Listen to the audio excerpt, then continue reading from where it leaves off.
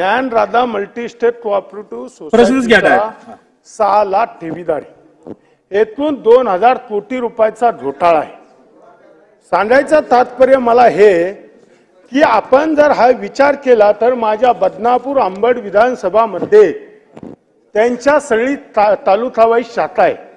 एका तालुक्यातले 100 150 कोटी रुपये ठेवीदाराचे तो भाजीपाला विकणाऱ्यापासून त्या संचालक मंडळाने घोटाळा केलाय.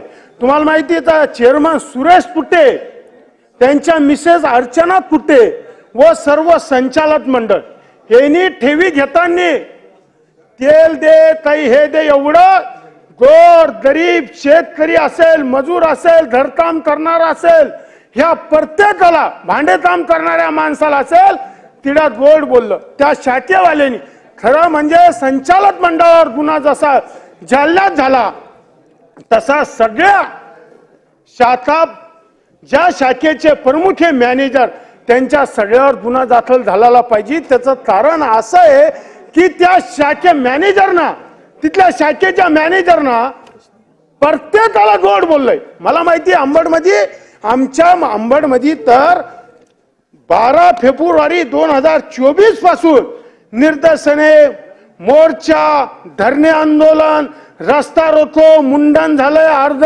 नंतर आंदोलन झाले. प्रश्न घ्या नारायण भाऊ, प्रश्न घ्या ना साहेब. ही परिस्थिती सांगितली पाहिजे. ठेवीदाराचा प्रश्न आहे, विषय झालेला आहे. प्रश्न घ्या. तो तुम्हाला माहिती 120 दिवस धरणे आंदोलन चाललंय अंबडच्या तहसील ऑफिस समोर. अध्यक्ष महोदय, गोर गरीब कष्टकरी मजुराचा पैसा आहे. मंत्री महोदयांनी काय सांगितलं, सरकार राज्य सरकारच्या हातातला विषय नाही, केंद्र सरकारच्या हातातला विषय. मान्य आहे, पण मला सांगा तुम्ही राज्यातल्या जनतेचा पैसा आहे. सरकार यावर केंद्र सरकारकडे काही शिफारस करून यांचे पैसे ठेवीदाराचे मिळवून देण्यासाठी काय प्रयत्न करणार. नंबर 1. नंबर 2, मी तुम्हाला सांगतो Dnyanradha multistate cooperative chairman Suresh Tute आणि त्यांची पूर्ण प्रॉपर्टी आपण सील करणार का. आणि ह्या ठेवीदाराचे पैसे चेअरमननी कोणाकोणाकडे वर्ग केले ते कशासाठी उपयोगात आली, तो पैसा कुठे गेला, आपण याची चौकशी करणार का. मंत्री महोदय वळसे पाटील साहेब. चौथा प्रश्न असा आहे की जसं सन्माननीय सदस्य प्रकाश दादांनी सांगितलं की वरिष्ठ अधिकाऱ्याकडे याचा तपास आपण देणार का. हे 4 प्रश्न आपले. मंत्री महोदय.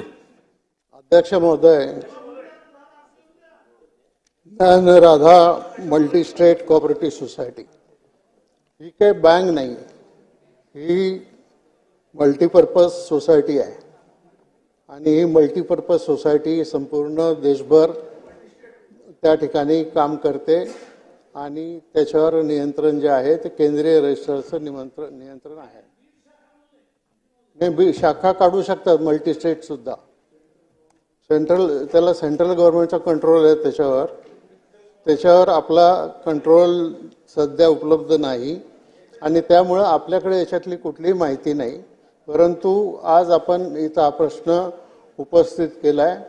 मी ताबडतोबीनं या संस्थेच्या संदर्भामध्ये सगळी माहिती घेऊन त्याच्या संदर्भामध्ये काय आपल्याला कारवाई करता येईल, मग जिल्हाधिकाऱ्यांच्या अध्यक्षतेखाली कमिटी करायची, आणखी कोणाच्या अध्यक्षतेखाली कमिटी करायची, याच्यामध्ये आपल्याला सेंट्रल रजिस्ट्रारला बोलावं लागेल आणि नंतर निर्णय घेता येईल. परंतु या सभासदांचे पैसे मिळाले पाहिजेत या भूमिकेशी सहकार विभाग सहमत आहे.